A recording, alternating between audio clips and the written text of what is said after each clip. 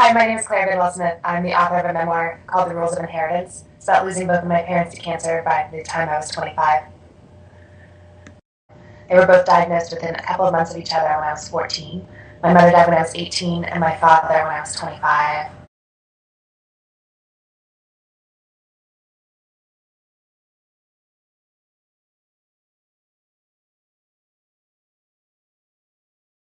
So my book isn't just about grief. I think at first glance it can look like it might be a really heavy, depressing book, but it's really not. It's also a coming of age story.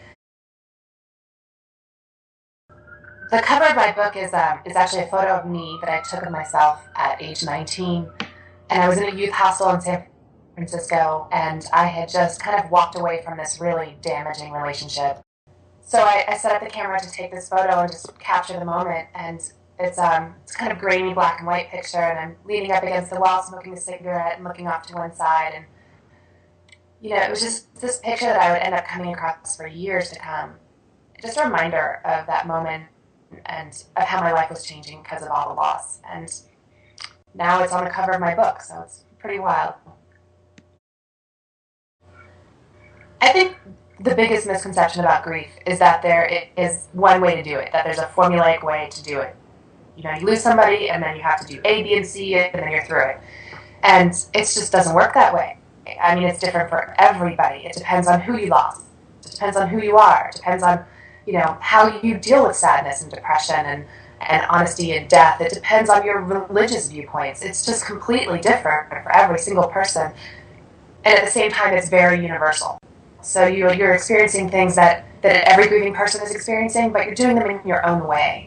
And I think the biggest misconception is that you have to fit it all into this time frame or this really perfect little bubble of emotions that you're supposed to have.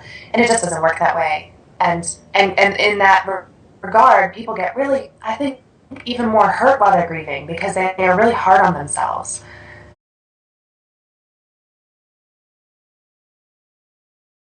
There's no right way to grieve.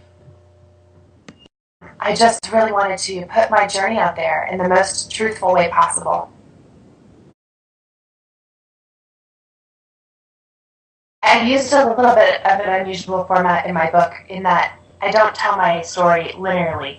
Rather, I jump back in time, and each chapter is a different time period of my life. For instance, Chapter 1 takes place when I'm 18 in 1996.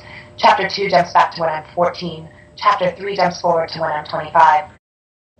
I was a little nervous about how readers would react to the nonlinear format, but people have been very responsive to it and have seemed to really enjoy the kind of surprising element of it, not knowing what's coming next in the story and learning bits and pieces that kind of fill in the bigger puzzle picture.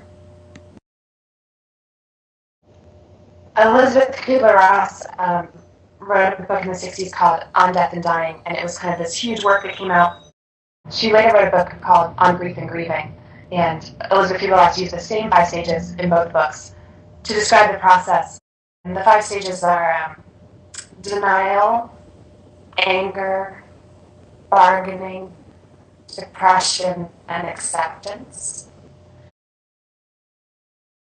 I wanted to kind of use my story as an illustration of how fluid those 5 stages are, how there's not one way to grieve.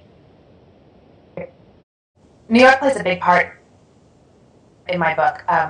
First of all, my mother lived there for 17 years, so it was always this mythical place for me. She moved there in her early 20s and left in her late 30s when she met my father. And she always talked about it with this very dreamy quality, and it became, as I was growing up, this mythical place. And I moved there about a year after she died. And in some ways, it was just the perfect place for me. I was searching for her, and so I felt connected to her in this really visceral way, just being in New York, knowing she had been there, and thinking about how we were kind of the same age when we were there.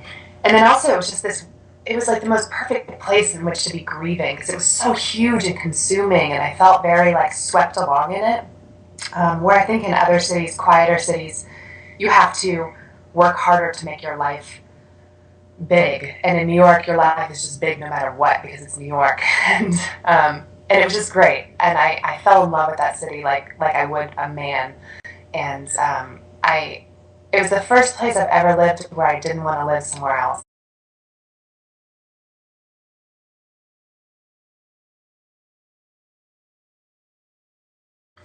I think my mother would love it. She was very open and very avant-garde and artistic. She went to RISD and she was kind of wild. So she would have, I don't think she would have been alarmed by any of it. There's so many truths in here that I think most people wouldn't tell their parents or wouldn't put in a book in general.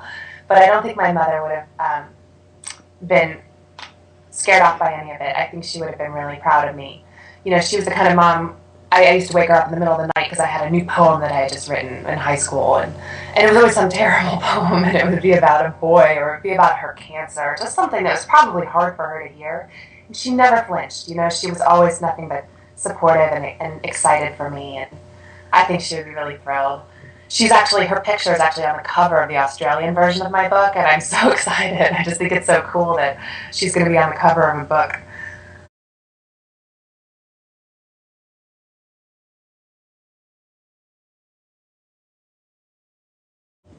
I just want readers to feel that they're not alone in their grief process.